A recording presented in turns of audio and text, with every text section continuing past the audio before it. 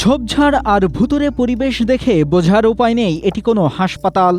আধুনিক ভবন, ভেতরে এসি, টেলিভিশন, চেয়ার টেবিল সবই প্রস্তুত, কিন্তু নেই ডাক্তার, নেই রোগী। কোটি কোটি টাকা ব্যয়ে নির্মিত এই হাসপাতাল আজ পরিণত হয়েছে এক নীরব স্থাপনায়। গাজীপুরের কালীগঞ্জ উপজেলার তালিয়া গ্রামের এই ২০ শয্যা বিশিষ্ট হাসপাতালের পেছনে সরকারের ব্যয় হয়েছে প্রায় ১৮ কোটি টাকা। অথচ নির্মাণ শেষ হওয়ার ৫ বছর পরও এখান থেকে একটি রোগীকেও চিকিৎসা সেবা দেওয়া হয়নি।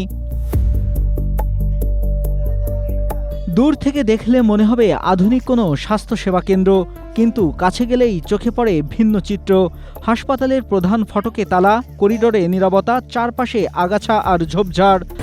স্ট্রবেরি সুপার ডটেড ও ক্লাসিক ভ্যারিয়েন্টে সেন্সেশন জাগুক শিহরণ। মানুষের চিকিৎসার জন্য নির্মিত এই হাসপাতাল এখন সাপ, শিয়াল আর বন্যপ্রাণীর নিরাপদ আশ্রয়স্থল।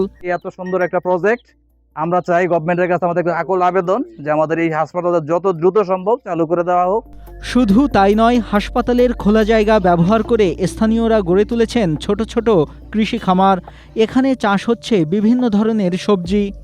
তৈরি হয়েছে পরে আমরা শুনছি এলাকার মাঝে থাইয়া হয়তো শুনছি যেটা চালু হইব, কিন্তু কি কারণে হয় নাই কি লেনদেন এটা খালি ওই ঘোরাতে কিছু লোকজন আইলে আমগো সামনে পড়ে গেলে আমরা জিজ্ঞেস করলে আমরা একটা আশা দেয় যে রানিং হবে, এই হবে আশাবাদী, কিন্তু আশায় যাইতে যাইতে আজকে ৩ বছর হয়েছে, কিন্তু এটা এখনো রানিং হয় নাই এবং মারাও যায় কত রুগী, বুঝছেন।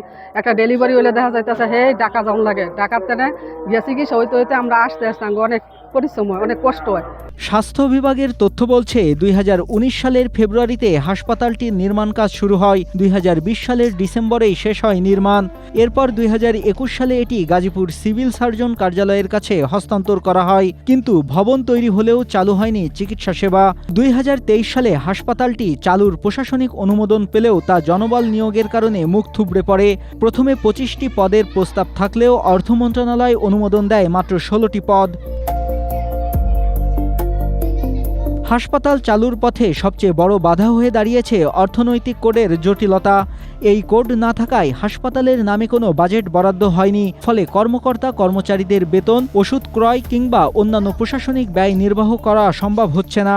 যে আগামী অর্থ বছরেই যাবতীয় কার্যক্রম শুরু হয়ে যাবে, এবং তাহলে তালিয়া হসপিটাল, ২০ শয্যা হসপিটাল যদি চালু হয়, সেক্ষেত্রে আমাদের কালীগঞ্জ যে ৫০ শয্যা হসপিটাল, এখানে আমাদের রোগীদের চাপ তুলনামূলক কম হবে। অবকাঠামো আছে, সরঞ্জাম আছে, প্রশাসনিক অনুমোদনও আছে, নেই শুধু কার্যকর উদ্যোগ আর বাস্তবায়ন। দ্রুত হাসপাতালটি চালু হবে এই প্রত্যাশা স্থানীয়দের। Desk report, Asia post.